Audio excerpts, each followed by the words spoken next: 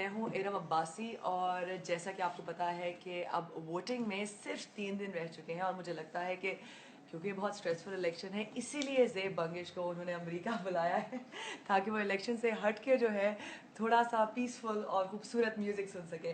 Welcome to BBC Urdu Zeb. Thank you so much. वालेकुम अस्सलाम and thank you so much. I know कि आपका बहुत बिजी शेड्यूल था लेकिन आपने टाइम निकाला हमारे लिसनर्स के लिए, व्यूअर्स के लिए। तो पहले तो ये बताइए, क्योंकि कल मैं वहाँ पे मौजूद थी, आप परफॉर्म कर रही थी न्यूयॉर्क सिटी में एंड इट वाज फैंटास्टिक और जिस तरह का रिस्पांस था, आप क्या कहेंगी? बस यही कहूँगी कि it was an extremely special evening, बिल्कुल, क्योंकि न्यूयॉर्क में हम लोग काफ़ी करते रहे हैं शोज़ वगैरह, लेकिन जोस पब में ये हमारा जो कि एक बहुत बड़ा एक वेन्यू है, अच्छा इस्टेब्लिश्ड वेन्यू है, इस न्यूयॉर्क का पहला कॉन्सर्ट था और बहुत ही एक अच्छा माहौल भी और बहुत अच्छा था। और ये कम ही होता है संदरा के कॉन्सर्ट्स में, क्योंकि ज़्यादातर हम देसी ऑडियंस के सामने ये गाने नहीं गा पाते। तो मुझे जो बहुत खूबसूरत चीज़ लगी थी कि वहाँ पे एक इक्वल वो था ऑडियंस में, जो कि हाफ बहुत मल्टी कल्चरल था, देसी भी थे, पर्शियन स्पीकर्स भी थे और फिर यहाँ के जो मकामी लोग हैं वो भी थे। तो बहुत ही अच्छा लगा and it was a great experience. So I And am it very was really grateful. nice because thank you I was so much. watching you from the other side and it was fantastic. तो ये बताइए कि आवारा कैसे बना और कैसे वो इतना आवारा हो गया कि आप सब सुन रहे हैं उसको?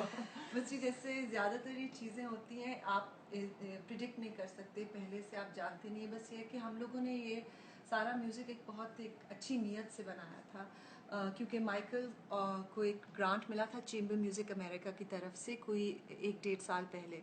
तो उसने मुझे फ़ोन करके कहा कि मैं चाहता हूँ कि मैं और तुम मिल के इसमें कुछ म्यूज़िक बनाएं। तो हम लोगों ने इसके बारे में फिर सोचा, तो क्योंकि आजकल पाकिस्तान में हम लोग ज़्यादातर पॉप म्यूज़िक में अपने लिरिक्स खुद लिख रहे हैं, जो कि बहुत अच्छी बात है। मैंने भी ये किया, हनिया के साथ हम लोगों ने मिल के अपने लिरिक्स खुद लिखे हैं। लेकिन पिछले कुछ 3-4 सालों से मैं ये सोच रही थी कि जो इतने अच्छे हमारे शायर गुजर चुके हैं और जो हैं भी अभी मौजूद हैं, उर्दू शायरी, उसको हम लोग अपनी पॉप मौसीकी में और आजकल हम लोग यूथ उसको क्यों नहीं फिर से एक्सेस कर रहे, जो कि पूरी दुनिया में इतना मशहूर है। तो उससे फिर ये एक रेpertoire हमने ढूंढा, और आवारा ये ऐसी गज़ल है जो कि हमेशा से मेरी फेवरेट रही है। तो वो बना और हमने इसकी 5 मिनट में लिटरली भागते भागते हम बाहर निकल रहे थे। प्रैट इंस्टीट्यूट में हमारा एक वो था वो, और उसे कट करने से पहले मैं जो जल्दी से एक वीडियो बनाई और फिर लोगों को बहुत पसंद आया। तो प्लीज़ हम रिक्वेस्ट कर सकते हैं कि अगर हमें थोड़ा सा जल्दी से सुना भी दें आप? एक आपको वो अंतरा। हाँ अंतरा मिश्रा। मिश्रा। रास्ते में रुक के दम ले लूं, मेरी आदत नहीं, लौट कर वापस चला जाऊं, मेरी फितरत नहीं। और कोई हमनवा मिल जाए, किस्मत नहीं। ए गमे दिल क्या करूं, ए वहशते दिल क्या करूं। वाह, थैंक यू सो मच। आपको नहीं लगता कि एक ये वजह, जैसे कि आपने कहा कि पॉप म्यूज़िक ज़्यादा गाया जाता है, उसकी वजह ये भी है कि ये गाना काफ़ी मुश्किल है जिस तरह से आप गाती हैं? Don't you think so? I suppose, हाँ जी, आई मीन वो तो आपके अपने स्टाइल का है। मतलब मैं क्योंकि हमारी ट्रेडिशनल म्यूज़िक को सीख रही हूँ, तो शायद इसलिए मैं वो चीज़ें अपनी गायकी में ला रही हूँ। लेकिन जिस भी तरीके से आप इसको एक्सप्रेस करना चाहते हैं, जो भी आपका लेवल ऑफ प्रोफिशेंसी है एज अ सिंगर, लेकिन मतलब जो अल्फाज हैं उनके साथ जो इतनी खूबसूरत एक हमारी कौमी ज़बान है और इसका इतना खूबसूरत एक एक्सप्रेशन है, तो वो आई थिंक हमें छोड़ना नहीं चाहिए।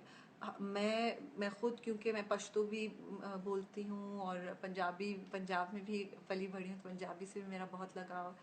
तो मैं मकामी लैंग्वेजेस को बहुत इम्पोर्टेंस बिल्कुल देती हूँ, लेकिन उसके साथ साथ मुझे लगता है कि उर्दू एक ऐसी ज़बान है जो कि हम सब समझ सकते हैं, हम सब को वो एक सिर्फ पाकिस्तान में नहीं, पूरे साउथ एशिया में हमारे लिए एक लिंगुआ फ्रैंका है। तो और एक इतनी खूबसूरत उसकी एक्सप्रेशन है, उसको छोड़ना नहीं चाहिए। और इतना रिच लिटरेचर है जिसको आप बिल्कुल। पढ़ें या सुने तो बहुत अच्छा लगता है।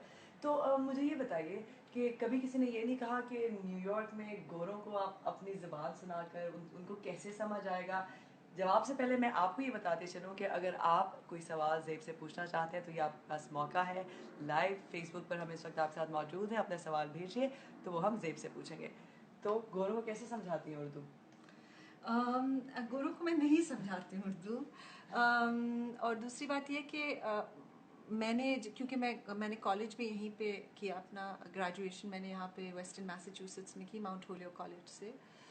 तो तभी आके मुझे एक बात समझ में आई कि हम लोग बहुत ज़्यादा पाकिस्तान में और बड़े सगीर में जनरली अगर आजकल आप देखें तो हमारे वक्त में भी ये था, और आजकल भी जो लोग स्टूडेंट्स हैं या जो यूथ है, उनको ऐसे लगता है कि वो सिर्फ दुनिया को तब समझ पाएंगे या तब इंटरेक्ट कर सकेंगे दुनिया से अगर वो दुनिया की ज़बान बोलें और वो सकाफ़त अपनाएं। लेकिन ऐसा नहीं है, क्योंकि सब लोग जिस तरह हम नई चीज़ से और एक अनदेखी चीज़ से, अनसुनी चीज़ को के साथ इंटरेक्ट करके खुश होते हैं, तो ये लोग भी होते हैं। तो ये चीज़ मैंने शुरू से, मतलब जब मैं कॉलेज में आई तो मैंने तभी से मुझे ये एहसास हुआ कि मैं अगर यहाँ पे कभी काम करूँगी तो मैं कोशिश ये करूँगी कि जो हमारी अपनी सकाफ़त है उसकी थोड़ी नुमाइंदगी करूँ, बजाय इसके कि यहाँ पे जो है उसको, क्योंकि उस पर मैं उस तरह से अबूर नहीं हासिल कर सकती जिस तरह से अपनी चीज़ पे हासिल। श्योर और आई थिंक ये सुरों की, वैसे तो अगर आप पढ़ेंगे तो ज़बान होती है, लेकिन वही जैसे कहते हैं ना, उनकी बाउंड्री नहीं होती म्यूज़िक की। तो मेरे ख्याल में कि उसमें जो है आपको आगे गोरा बैठा हो या काला बैठा हो, म्यूज़िक अगर अच्छा है तो वो पसंद आएगा। यूसुफ जमाल पूछते हैं कि गुलकारी किससे सीखी और पहली बार आपने गाना कब गाया? पहली बार तो मुझे याद नहीं है, शायद मैं 2-3 साल की वाह। होंगी। गाने तो मैं हमेशा बहुत ज़्यादा गाती, बल्कि क्यों मुझे खुद एहसास नहीं था, लेकिन मैं हमेशा गाती रहती थी। और तब मेरे अब्बू ने ये नोटिस किया कि ये तो हमेशा गाती रहती है, तो इसके लिए म्यूज़िक टीचर रखते थे। गाना प्रॉपर्ली मैं सीख रही हूँ उस्ताद नसीरुद्दीन सामी साहब से, जिनका ताल्लुक दिल्ली घराने से, कव्वाल बच्चा ख़ानदान से। तो पिछले 3-3.5 साल से मैं उनसे तालीम हासिल कर रही हूँ। वाह। ये बताइए कि शुमाइला साजिद का सवाल है कि एक तो वो कह रही हैं कि आप उनकी पसंदीदा गुलकार हैं, थैंक यू शुमाइला। और वो ये पूछना चाह रही हैं कि वो फ़ारसी के गाने सुनना चाहती हैं, आप फ़ारसी में गाती क्यों नहीं हैं, और दरमियान में गाती हैं और फिर दरमियान में कहाँ गायब हो जाती हैं? जी, बहुत से लोग ये सवाल पूछते हैं। एक्चुअली क्योंकि मैं 3 मुख्तलिफ़ जगहों में काम करती हूँ और मुश्किल सॉरी, ये वो मुझे कह रहे हैं फ़ारसी में हाँ, वो गाएं। कह रही है प्लीज़ सुन लें। हाँ ठीक है, सुन ये लेते हैं। नौमान है जी हमारे साथ जो कैमरा पकड़े हुए हैं, तो वो फ़ारसी में हमारे गाना सुन प्रोड्यूसर रहे भी हैं, हैं मेरे वो। प्रोड्यूसर है, वो गाना सुनना चाहते हैं फ़ारसी में। ग्रेट, अभी हाँ, सुनाते हैं। अभी सुनाते हैं। तो बेसिकली हाँ, मतलब क्योंकि काम मैं हर लैंग्वेज में कर रही हूँ, जो मतलब हर लैंग्वेज में नहीं, लेकिन फ़ारसी में भी काम हो रहा है, पश्तो में भी काम हो रहा है, उर्दू का काफ़ी रेpertoire मैं डेवलप कर रही हूँ। लेकिन ये है कि हाँ, मैं क्योंकि काफ़ी ट्रैवलिंग रहती है बहुत, एक शहर से दूसरे शहर, तो मुझे ये मौका नहीं मिला कि वो सारी चीज़ें जो मैंने अभी तक इकट्ठी की हैं उनको एक एक लोगों के सामने सही तरीके से पेश करूं। इंशाल्लाह अब मेरा यही प्लान है कि अगले 2-3 माह में मैं ऐसा कुछ करूं। ग्रेट, तो आप हमारे प्रोड्यूसर की ख्वाहिश पे अगर आप फ़ारसी का गाना सुना दें, और शुमाइला की ख्वाहिश पे ऑफ कोर्स। हाँ जी, आपकी कोई फरमाइश है वहाँ? वो मुस्कुरा रहे हैं। चलिए,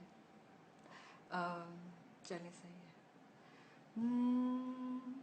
Leyli leyli leyli can can can dilime kerdi veyran demi kışlak nomadi vay vay mara kuşti baharman Leyli leyli leyli can can can dilime kerdi veyran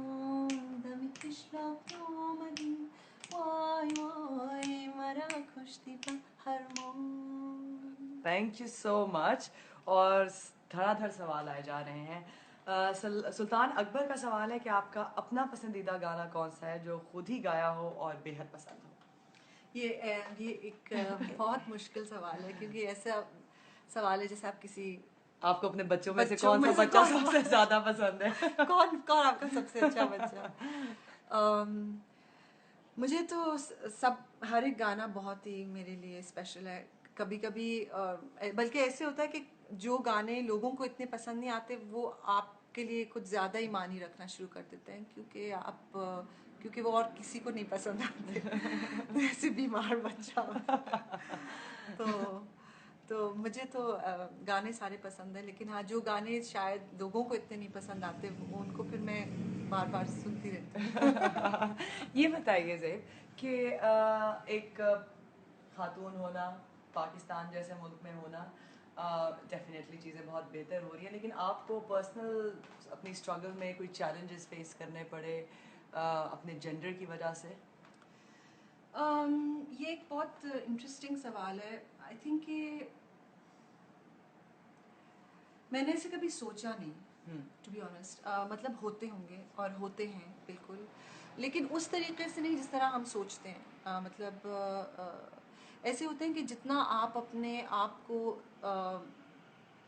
जितना आप इसको एक एक हैंडीकैप लेके जाते हैं तो इतना मुश्किल पड़ता है। मेरे लिए ये है कि कभी कभार औरतें भी आपका उतना ही उतने ही मुखालिफ हो जाती हैं जितने जितने मर्द, और कभी कभी मर्द भी आपकी उतनी हेल्प करते हैं जितने औरतें। और मेरे लिए तो क्योंकि ये हमारे लिए म्यूज़िक में आना ही नामुमकिन होता अगर निकाल हसन, गम्बी, शालिम, उमरान, इस टाइप के अमेजिंग लोग हमें एक्चुअली हेल्प ना करते, क्योंकि उन्होंने एक्चुअली अपना टाइम, अपना एफर्ट हमारे ऊपर ख़र्च किया जब हमें कुछ पता भी नहीं था। फिर उसके बाद रुहेल हयात ने बड़ा हमें हेल्प किया। तो ये ज़्यादातर ये मर्द ही हैं जिन्होंने हमें हेल्प किया। हाँ, लेकिन सिस्टम में कुछ चीज़ें ऐसी हैं जो कि औरतों को आगे नहीं आने देती, क्योंकि हम औरतों को जनरली सिस्टम में ऐसे नहीं देखते हैं, लीडरशिप के उस पर नहीं देखते हैं। जैसे मैं और हनिया हमेशा से सिंगर सॉन्ग राइटर्स थे, लेकिन हम जब कभी किसी भी टीवी प्रोग्राम पे भी जाते थे तो वो हमसे कहते थे, अच्छा आप भी सिंगर हैं, आप सिंगर। मतलब वो लोग अपना होमवर्क तक नहीं करते थे कि उन्हें ये पता हो कि इन दो लड़कियों में क्या ख़ास बात है, या ये क्या करती हैं, या ये किस तरह मुख्तलिफ है बाकी लड़कियों। उनके लिए हर लड़की जो गाती है वो एक सिंगर है। हालांकि हम लोगों ने अपने एल्बम के सारे गाने खुद लिखे थे, खुद कंपोज किए थे।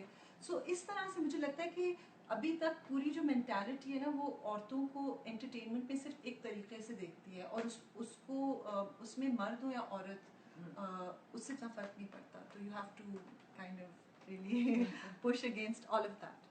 राइट मुझे रूमी जमाल आपसे पूछना चाह रहे हैं कि आप ज़्यादा दरी में गाने क्यों गाती हैं, पश्तो में क्यों नहीं? हाँ, ये बहुत से लोग मेरे से सवाल, और मेरे ख्याल में काफ़ी नाराज़ हैं। दरी में गा रही हैं, पश्तो में पश्तो में क्यों नहीं गा रही है?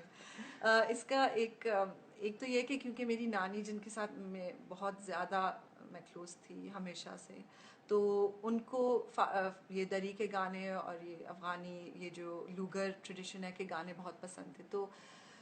तो शायद उनके साथ साथ एक नॉस्टैल्जिया भी था उन गानों के साथ और उस एक्सप्रेशन के साथ। लेकिन इसी साल में मैंने बहुत पश्तो गानों पे भी काम किया है, बल्कि एक पश्तो एल्बम आने वाला है, और दिलरुबा नाराज़ी जो कि एक पश्तो गाना था मेरा भी आया कोक स्टूडियो में। उसकी अमेजिंग रिस्पॉन्स के बाद तो I am definitely doing this. और बहुत से लोग नाराज़ हैं, लेकिन प्लीज़ आप नाराज़ ना हो, इंशाल्लाह। वंडरफुल। मजीद पश्तो के गाने आने वाले हैं। जुनेद पूछना चाह रहे हैं आपसे कि पश्तो म्यूज़िक इंडस्ट्री के बारे में क्या कहेंगे, क्या वो जवाल का शिकार हो रही है? टू बी ऑनेस्ट, मैं ज़्यादा जानती नहीं हूँ पश्तो म्यूज़िक इंडस्ट्री के बारे में। मैं कुछ क्लासिकल सिंगर्स को जानती हूँ पश्तो, जिनके साथ जिनका काम मैंने सुना है बचपन से, लेकिन मैं ज़्यादा जानती नहीं हूँ कि आजकल क्या, क्योंकि पेशावर में या उधर जाने का मौका और उन आर्टिस्ट के साथ काम करने का मौका मुझे मिला नहीं है।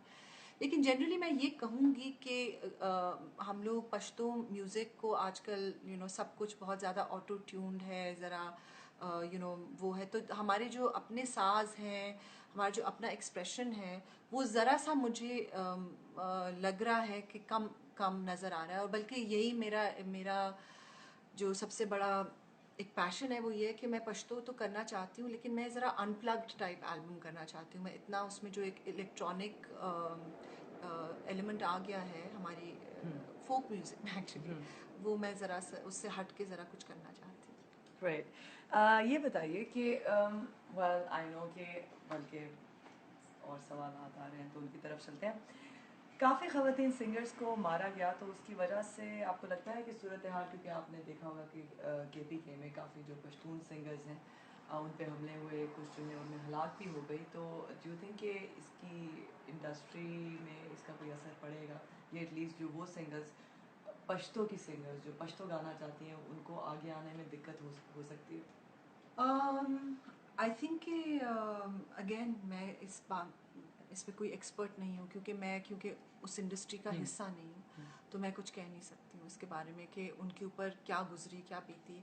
और यही बात है कि बहुत से लोग हमें हमेशा कहते थे कि आप तो बहुत बड़ा काम कर रही हैं, कि आप पश्तून हो, विमेन हो के, लेकिन एक्चुअली वो लोग ज़्यादा बड़ा काम कर रहे हैं। हम लोग क्योंकि पेशावर में रहते नहीं हैं, तो मुझे नहीं पता कि वहाँ पे क्या हो रहा है। लेकिन एक और बात मैं कहना चाहूँगी कि हर चीज़ को इस तरह से फ्रेम करना भी गलत है, क्योंकि एक इनमें से हर एक death was not linked to what we like to say that it was linked to. तो ये चीज़ें होती रहती हैं, अमेरिका में भी होती हैं। लॉट्स ऑफ कभी कोई फ़ैन आपको वो करता है, ये तो किस्मत की भी बात होती है, ये मेरा ईमान है। तो मैं बेसिकली इन चीज़ों के बारे में इतना सोचती नहीं हूँ। मैं ज़्यादा, आप बेवकूफ़ी कहते हैं या जो भी कहते हैं, लेकिन मैं मनफी सोचना पसंद नहीं करती। ग्रेट। ये बताइए कि वैसे तो ज़ाहिर बात है आप बिज़ी होती हैं और आपको टाइम बिल्कुल नहीं मिला होगा कि डोनाल्ड ट्रंप और हिलरी क्लिंटन के दरमियान क्या हो रहा है। I can imagine that. लेकिन अगर आप वोट कर रही होती तो दोनों में से किसको वोट करती? मैं तो कभी भी वोट नहीं करती। Actually, I don't know anything about politics. Okay. And unfortunately, ना सिर्फ and this is a thing, मैंने ये बहुत consciously ये डिसीजन लिया एज अ क्रिएटिव आर्टिस्ट, क्योंकि हमारा जो काम है वो है एक कनेक्शन ढूंढना।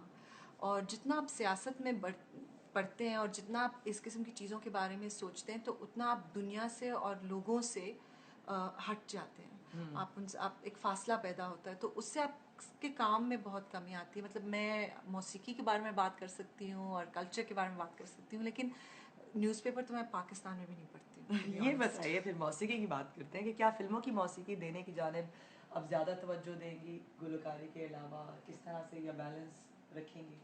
मैं गुलकारी तो मेरा सबसे पहला और अहम वो है, किरदार है, मुझे लगता है एज अ क्रिएटिव आर्टिस्ट। लेकिन हाँ, मुझे काफ़ी ज़्यादा अपॉर्चुनिटीज़ मिल रही हैं ये काम करने के लिए। तो ये है कि इससे इंसान बहुत कुछ सीखता है, आपके कान बहुत बढ़ते हैं, आपका ओवरऑल म्यूज़िकल अंडरस्टैंडिंग बहुत बढ़ती है। और सबसे बड़ी बात यह कि जो कम्युनिटी है म्यूजिशियंस की, उनके साथ एक बहुत अच्छा रब्त बन जाता है।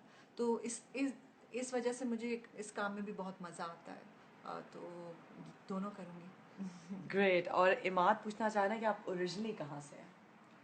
ओरिजिनली मेरी जो फैमिली है, हम कोहाट से, कोहाट ख़ास से। और मेरे वालिद साहब क्योंकि फ़ौज में थे, तो हम लोग पूरे पाकिस्तान में रह चुके हैं। तो क्वेटा में, एबटाबाद में, गिलगित में, लाहौर में, पिंडी में, तो सारा पाकिस्तान में घूम चुकी हूँ। And I have memories in all these wonderful cities. यानी अफ़गानिस्तान से, क्योंकि बहुत सारे लोग पूछ रहे हैं, अफ़गानिस्तान से आपका कोई ताल्लुक़ है? शायद 500 साल पहले था जी। ग्रेट। तो कितनी ज़बानों में आप गा चुकी हैं अब तक? दरी में, बलूची में, सराइकी में, उर्दू, टर्किश, हिंदी, हरियाणवी, कुछ 6-7 ज़बान। लवली। तो ये आप सब बोलती भी हैं? नहीं, बिल्कुल भी नहीं बोलती। ग्रेट। लेकिन गाती तो ऐसे जैसे घर में यही ज़बानें बोलती हैं। जी बिल्कुल, काफ़ी बड़ा झूठ है जो दुनिया से बोलती। मुझे ये बताइए, बल्कि जाने से पहले प्लीज़ हमारे जो सोशल मीडिया एडिटर है ताहिर इमरान, कराची में उनसे आपकी मुलाकात हुई थी, और जी। वो जो है इस फेसबुक लाइव को ख़त्म नहीं हो सकता जब तक आप प्लीज़ अगर हमें जो है सनम बीबी बीवी सनम। सनम जाना सुना दें प्लीज़। अच्छा ठीक है।